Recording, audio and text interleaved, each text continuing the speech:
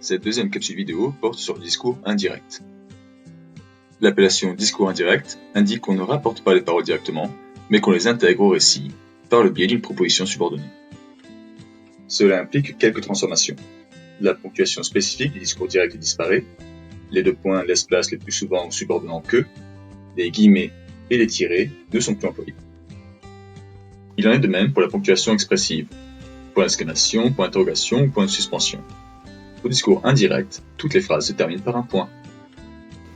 Une des modifications les plus importantes concerne les temps de conjugaison. Dans un récit au passé, le présent dans les paroles rapportées devient de l'imparfait, le passé composé du plus que parfait et le futur du conditionnel. Attention cependant, quand on rapporte des paroles au discours indirect, je et tu disparaissent, on n'utilise plus que la troisième personne. Vous pouvez observer les transformations que nous venons d'évoquer dans les deux phrases que vous voyez ici.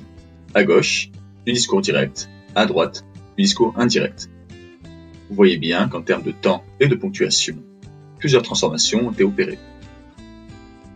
Pour finir, certaines indications de temps et de lieu doivent changer.